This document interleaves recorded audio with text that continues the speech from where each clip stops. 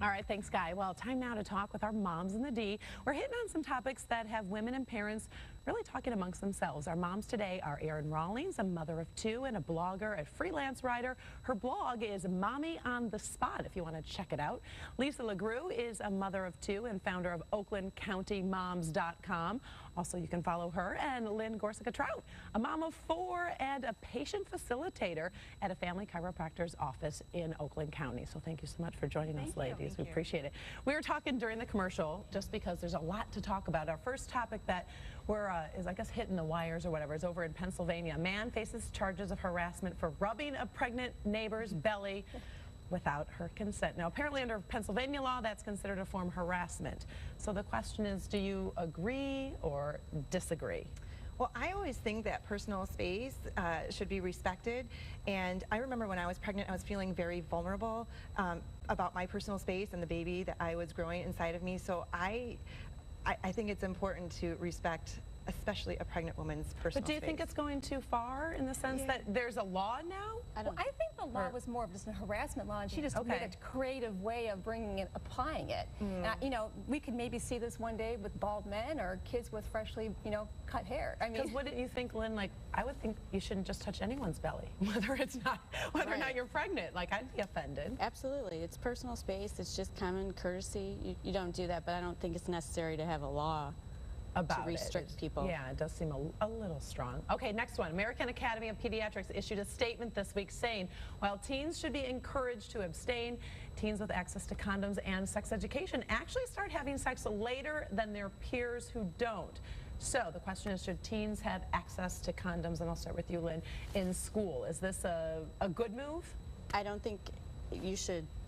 Like the article said, one pediatrician had a fishbowl of condoms offered to anybody, and I don't think it should be like that. I think it should be accessible to children, but if they're going to be responsible, they're going to get the condoms anyway. You can't just...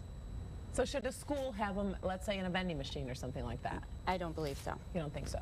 Okay, what about you? I don't see a problem with it. I see the bigger issue being them actually instituting it. We've got some schools that won't even allow Halloween costumes to respect people's, religious beliefs. I mean, how are you going to transfer this into the schools? You can't dress up or do this, but you could have condoms. What about your reaction to the study, though, where it says that if you have sex education and you have condoms, statistically, you are less likely to have sex, so this shouldn't be a negative. I totally agree. I think that, a comprehensive sex ed program should talk about how abstinence is 100% effective, but I think it would be irresponsible if you didn't give the other side of the story and give them the tools and the knowledge to make safe choices. Okay. I assume high school, not middle school.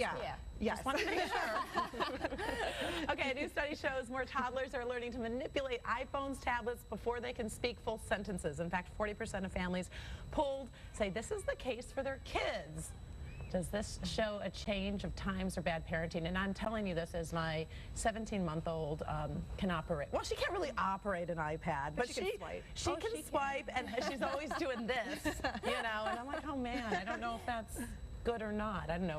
What's your... Well, I teach social media strategy at Walsh College, so I get to see this evolution of devices and how social media and technology are being used, and I think that it's important to make time, to allow your children to understand how those tools work, but just like TV, you would want to put healthy boundaries around that. Right. I think it's about limits. What do you think, Lynn?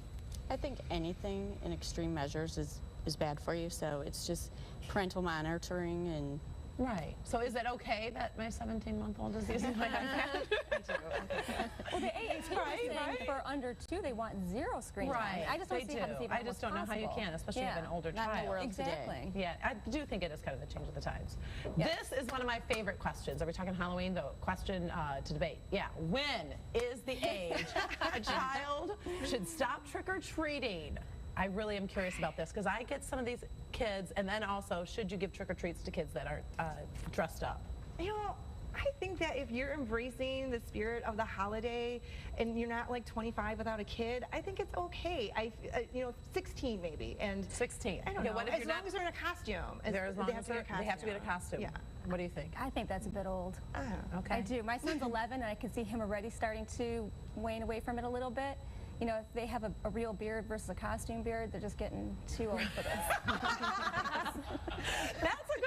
do you think? Because I think sometimes I love being in the spirit, but especially when they show up without costumes. In my house, the cutoff is high school.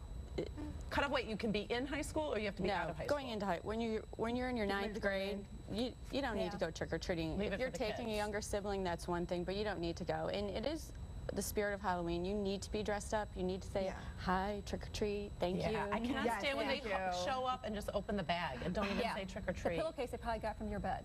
You're right. All right, so you have to be a teen. All right, sounds good. Thanks, ladies. Thank you. All right, next on Live.